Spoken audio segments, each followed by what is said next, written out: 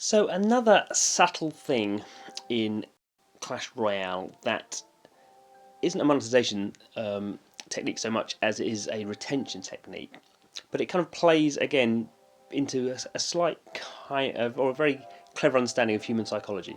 So if you can see at the bottom, I've got one chest full.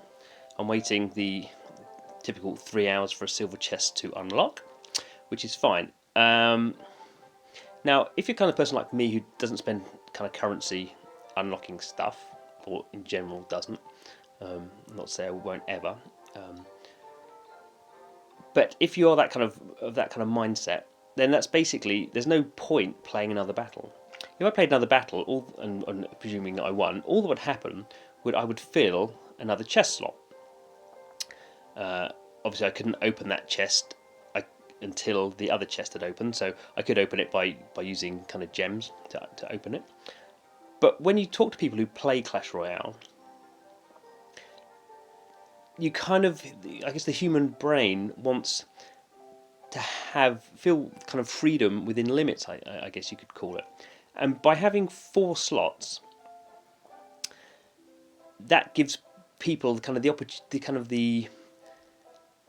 kind of limit to play 4 games. Now, if you're very good and you could win all 4 games, that would take you, 12, 13, maybe 40 minutes, depending on how much you were kind of messing around with other bits and bobs in the game. But if you won, it's 3 minutes a session. There's 4 slots to fill. You could fill them within 12, 13 minutes. Of course, you couldn't actually open any of them unless you were going to kind of be spending money. But you could feel at least in some sort of completist way if they were all if all those slots were completed. Then you've done that kind of session's work. And obviously, if you played another 5th battle, there's no slot for it to go, so you don't get that. So there's no point kind of playing any more than that. But actually, when you kind of consider it, if for the majority of people, most of the time, are not spending gems to open stuff, I assume most kind of medium level players are not whales who are spending loads of money to get gems to open them up straight away. So there's actually absolutely no point in playing the more than one battle or having one chest opening at a time. But because Supercell have given you the option to fill 4, then you kind of go, well, why wouldn't I do that? And because the games are so quick to do, you don't really feel kind of the issue in spending 15, 20 minutes doing that. And for many people, I guess that would be, they'd do that once a day, and they would feel complete with that was their session. I filled the 4 slots, and then they can just dip in over the rest of the day as the chests become available to unlock. So maybe the first thing in the morning you would do that, and then the rest of the day you would just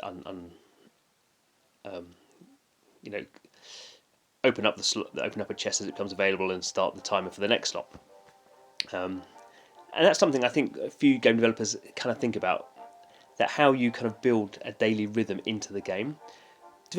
Players will come up with a daily rhythm. They will, if there's not anything provided for them, they will come up with the rhythm of their own life and how the game that they play the most fits into that.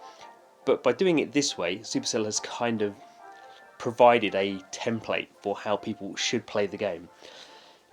And unless you're pig-headed like me, which obviously most people aren't, thank goodness, you tend to play it in the way that the developer lays it open to you. And obviously the other kind of big system that people would have to do that is an energy system. People don't like energy systems. Players in general feel energy systems are quite restrictive. But to a degree, all Supercell have done is thought about an energy system, which is only a system that gates the amount of times you can play via time. Energy systems, basically you use up all the energy and then you either pay money to get more energy, or you wait until the energy kind of refills over time. And that's what it's doing with this. It's kind of combined an energy system within the chess system, but it's kind of hidden it so people don't know there's an energy system there at all. But effectively it's doing the same thing. And again, that's kind of a clever way of using a well understood technique for gating session time, with also the option of monetization, but not doing it in such a way that players go, oh, there's a time energy gate here, that's awful, I hate that. And actually, the more you kind of get into Clash Royale, you kind of see the clever thing that Supercell has done is do things that have been done overtly by other developers and who have been criticised for that thing, but Supercell have done them in a covert way, and in a way that's so well integrated into a game that people enjoy playing, that they have actually enhanced what in other developers' kind of examples or games would actually come across in quite a negative manner. So that's the kind of thing that developers need to be thinking about. Not necessarily kind of rewriting the rulebook in terms of monetization techniques or retention techniques, but thinking how they can apply them to the games they're making, in situ, to the kind of loops and the kind of gameplay and the kind of meta game that they're providing to players. Because that's going to be that's, I'm sure, what we will see in the next wave of free-to-play games. That will be how Clash Royale will influence the next wave of free-to-play games.